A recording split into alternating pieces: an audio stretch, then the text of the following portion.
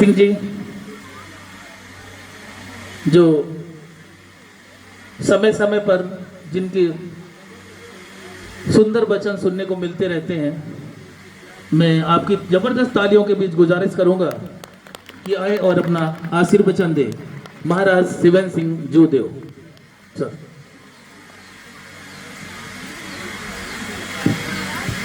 आशीष photo, आशीष क्यों आशीष photograph ले लो, आशीष लेकर रुद्रा ट्रांसफर कर देना।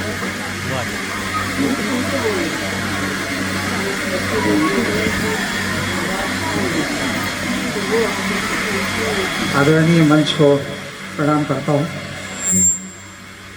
उपस्थित सभी सज्जनों को भी प्रणाम।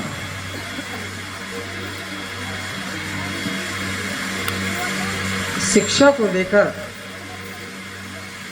कुछ मेरे मन में चला करता है हमेशा कुछ ना कुछ। हम ये मानते हैं कि हमने स्कूल बच्चों को भेज दिया, हमारा काम पूरा हुआ।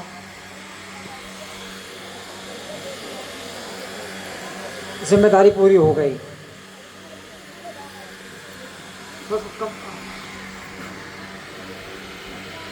मेरे हिसाब से एजुकेशन कंप्लीट नहीं है। जो हमको मिलता है यहाँ वो इन्फॉर्मेशन है। हम लोग इन्फॉर्म्ड हैं। जो चीज़ें हो रही हैं, काकाहारा पढ़ाया गया, ये काका गागा अंगा है, फिर शब्द फॉर्मेशन है, सेंटेंस फॉर्मेशन है। ये जो इन्फॉर्मेशन मिलती उसको हम मान लेते हैं कि ये एजुकेशन हो गया है। इनफैक्ट इन्फॉर्मेशन का इम्प्लीमेंटेशन होना चाहिए। वो कैसे होगा, उसकी जानकारी आवश्यक होती है। वही नॉलेज है। हमें जो इन्फॉर्मेशन दी गई है उसको हम अपने जीवन में किस तरह से इम्प्लीमेंट करें, वो जाके फिर एजुकेशन कंप्लीट होता है। अदरवाइज इन्फॉर्मेशन है, पढ़ाई किए, अब उसको क्रियान्वयन कैसे करें हम। फॉर एग्जाम्पल, आपका ये डीजे बजता है, आजकल बड़े चलन में है। थोड़ा सा भी कुछ कार्यक्रम होता है, मैं अगर ऐसा कोई कान फोड़ूं, आवाज़ आती है। अब सोचिए क्या वो होना चाहिए। हम पढ़े लिखे हैं, एजुकेटेड हैं, सो कॉल्ड एजुकेटेड हैं, पर क्या ये होना चाहिए? कितना साउंड आवश्यक है। यहाँ पर कार्यक्रम हो रहा है, अपन यहाँ पर बैठे हैं 50 फुट की दूरी में, तो जेंट्री है। कितना साउंड होना चाहिए यहाँ पर कि वो अगले को डिस्टर्ब भी ना करे, हमारा काम भी पूरा हो जाए। इसका चिंतन कौन करेगा? That is what education is.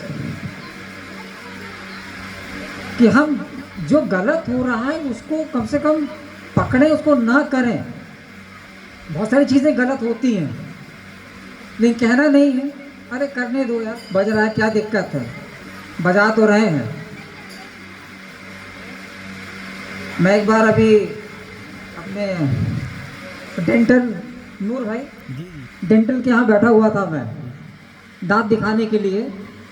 मैं डॉक्टर से कह नहीं पा रहा था साहब कि मेरी प्रॉब्लम क्या है। इतना तेज हॉस्पिटल चौराहे में डीजे बज रहा था।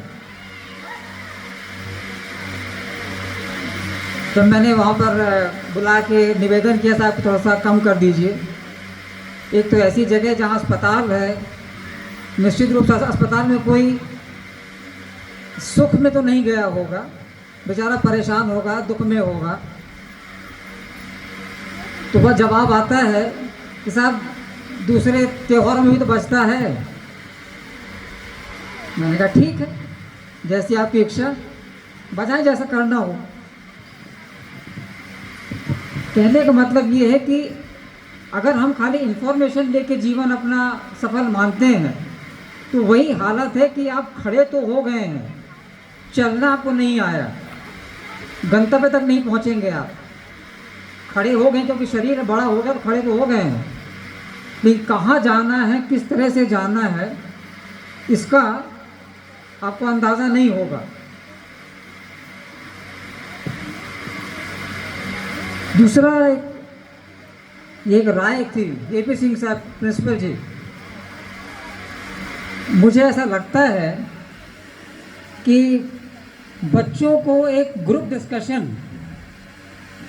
का एक माहौल बनना चाहिए। क्लासरूम में भी बच्चों को बैठाएं और उन्हें फ्री छोड़ दें, कोई भी टॉपिक दे करके कि उसको वो डिस्कस करें। उसमें एक दूसरे डिस्कशन में अक्सर ये होता है कि हम अपनी बात को प्रूव करना चाहते हैं, जो हम कह रहे हैं वो सही है। प्रूव करने की ज़रूरत नहीं है। जब आप डिस्कस करते हो तो you let the other person grow,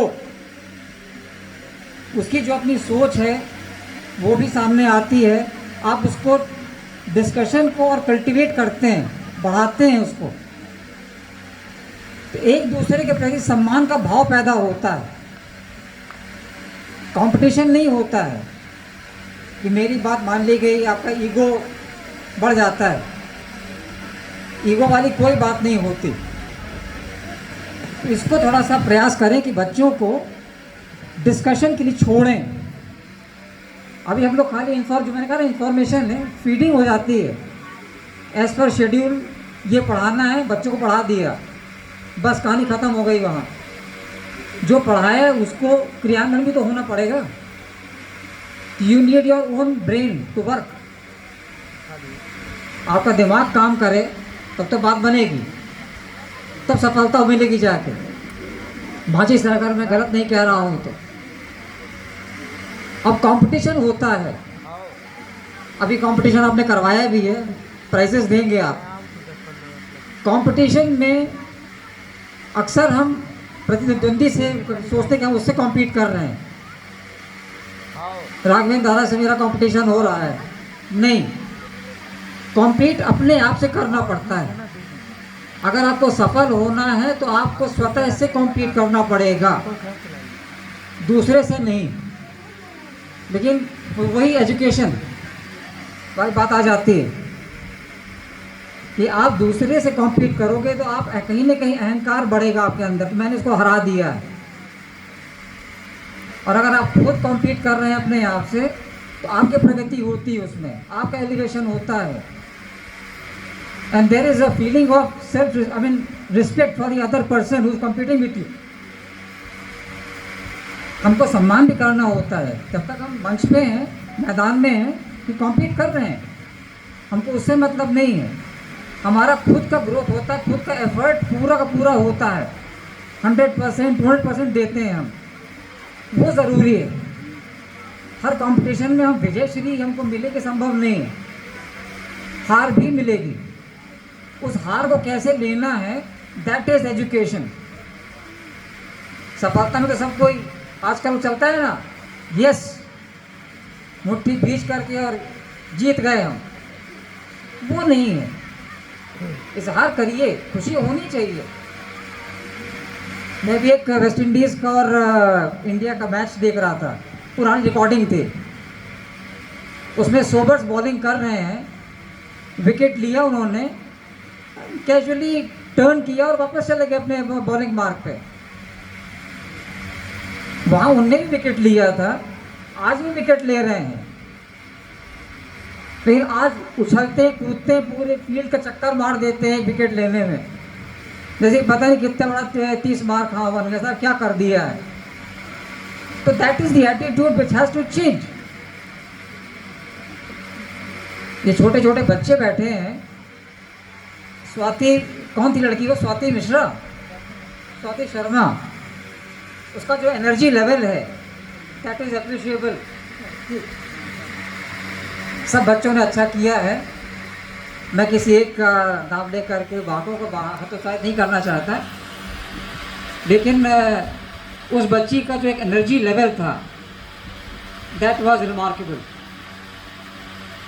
और किसी एक बच्ची से मैंने पूछा था कि सामवेद में क्या है, पता करने को कहा था कि पता करना आप, लेकिन मैं बताए देता हूँ, शायद वो पता करेंगी ही नहीं। सामवेद में मंत्र और संगीत का समावेश है। मंत्र भी एक तरह से, जैसे संगीत में सम होता है, तो वो जो बच्ची थी वो सम पे आ रही थी, अपने चक्कर मार कर भी, जो घूमर कर रही थी बच्ची, वो भी चक्कर मार के सम पे आ रही थी वापस। वो जो सम है, संगीत है, उसका ज्ञान है सामवेद। मंत्र भी म्यूजिक ही है एक तरह से, तो उसका समावेश है। कि अगर बच्ची सुन रही हो मुझको, तो सामवेद मंत्रों का और संगीत का समावेश है उसमें। और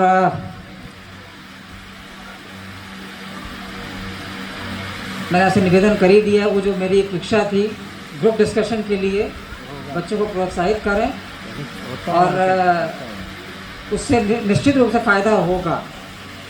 बच्चे अपने विचार लेके आएंगे कुछ ना कुछ, that will be beneficial for the school also. इन्हीं शब्दों के साथ मैं आप सबको एक बार पुनः बहुत बहुत धन्यवाद देता हूँ बुलाने के लिए। Thank you so much. बहुत बहुत धन्यवाद हुकुम।